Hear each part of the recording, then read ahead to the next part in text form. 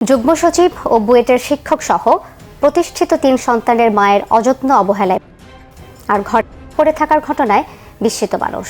পারিবারিক বন্ধন কতটা শিথিল হয়েছে আর এক শ্রেণীর প্রতিষ্ঠিত মানুষের কাছে তাদের মা বাবা যে কত গুরুত্বহীন তা প্রমাণিত হয়েছে এই ঘটনায়। সচিব, বুয়েট শিক্ষক সহ 4 জন শিক্ষিত সন্তানের জননীর করুণ। দর্শক, আমরা সাম্প্রতিক আলোচিত খবরের অনুসন্ধানমূলক প্রতিবেদন পেশ করে থাকি এই অনুষ্ঠানে। আজ আপনাদেরকে জানাবো গত 1 জুন মিরপুর 11 নম্বর থেকে একজন বৃদ্ধা মায়ের পচা গলা পোকা ধরা একটি উদ্ধার করে পুলিশ। এই ঘটনার বিস্তারিত জানবো আমাদের সহকর্মী শামীম শেখ থেকে, এবং আপনাদের সঙ্গে আছে আমি সোহেল মাহমুদ। জি শামীম। ধন্যবাদ সোহেল মাহমুদ, ধন্যবাদ নতুন সময়ের দর্শকদের। আচ্ছা শামীম ভাই, এই যে বৃদ্ধা নূরজাহান বেগমের যে পচা গলা উদ্ধার করলো পুলিশ, এবং আমরা জানতে পেরেছি তার কিন্তু 4 জন সন্তান রয়েছে যারা সমাজে মোটামুটি প্রতিষ্ঠিত। এই প্রতিষ্ঠিত শিক্ষিত সন্তানরা থাকতেও তার এই যে এই সম্পর্কে আপনি কি জানেন? আপনি জানেন যে গত 1 জুন মিরপুর 11 নম্বরের একটি ফ্ল্যাট থেকে 75 বছর বয়সে একটি বৃদ্ধা উদ্ধার হয়েছে, যেটি মানে পচা গলা অবস্থায় ছিল এবং মারাত্মক রকমের দুর্গন্ধ ছিল। পুলিশ ধারণা করছে যে এই বৃদ্ধ নূরজাহান সে 7-8 দিন পূর্বে গেছে। তার যে অবস্থা ছিল এই অবস্থা দেখে পুলিশ ধারণা করছে এটা আর কি।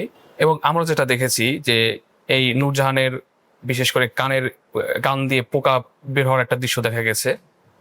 তো আমাদেরও ধারণা যে হয়তো এরকম 7-8 দিন পূর্বেই সে গেছে। আপনি জানেন যে এই নূরজাহান বেগমের বড় ছেলে বুয়েটের কম্পিউটার সায়েন্স বিভাগের একজন অধ্যাপক, এবং মেজো ছেলে সরকারের একজন যুগ্ম সচিব, ছোট ছেলে সে কানাডার প্রবাসী।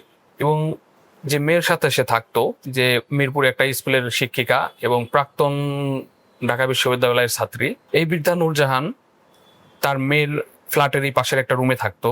আর একটা জিনিস জানিয়ে রাখি, নূরজাহান বেগমের মেয়ে, যে মেয়ের সাথে সে থাকতো, সে 2018 সালে বিধবা হয়েছে।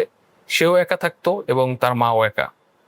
তো বিষয়টি হচ্ছে, একটা শরীর থেকে এরকম মারাত্মক তীব্র গন্ধ পাশের একটা রুমে বসে টের পায়নি তার মেয়ে, এরকম অসঙ্গতি কথাবার্তা শুনে পুলিশ হচ্ছে তাকে ময়নাতদন্ত করার জন্য পাঠায় যে এর পিছনে আরো কোনো ঘটনা আছে কিনা, এবং তার মেয়েকেও এই বিষয়ে জিজ্ঞাসাবাদ করা হয়েছে। তবে মেয়ের কথা অনুযায়ী এবং যে পরিবেশ পরিস্থিতি ছিল সেটার সাথে কোনোভাবে মিল ছিল না। মেয়ে বলেছে যে গতকালকে মানে 1 জুন তার আগের দিনও তার সাথে সে দেখা করছে। তবে রুমের ভিতরে যে পরিবেশ আপনারা হয়তো দেখছেন যে একেবারে অগোছালো, মানে নোংরা পরিবেশ, এরকম পরিত্যক্ত নোংরা পরিবেশে একটা মানুষের তো বসবাস করার মতো পরিস্থিতি না থাকে না।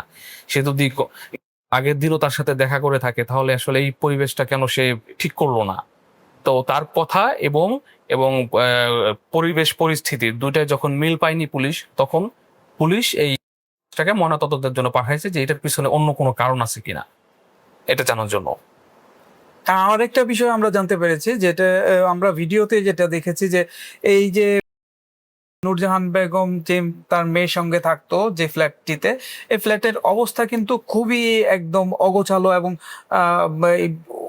বিশৃঙ্খল একটা পরিস্থিতি, এবং এখানে যে এবং এটি কিন্তু বসবাস অনুপযোগী একটি ফ্ল্যাট বলা চলে, পরিত্যক্ত একটি ফ্ল্যাট। এই অবস্থায় যে সে এই যে শিক্ষিকা মেয়ে, সে কিভাবে বসবাস করত এটিও কিন্তু একটি ভাববার বিষয়। এবং আরেকটি জিনিস, সেই মেয়ে অভিযোগ করেছে যে তার মা সিজোফ্রেনিক রোগী ছিল। তবে তাদের ঘরের যে অবস্থা, এই অবস্থা দেখে কিন্তু আমার মনে হয়েছে যে এই মেয়েও কি কোনো মানসিক রোগে আক্রান্ত কিনা। এটাও হতে পারে।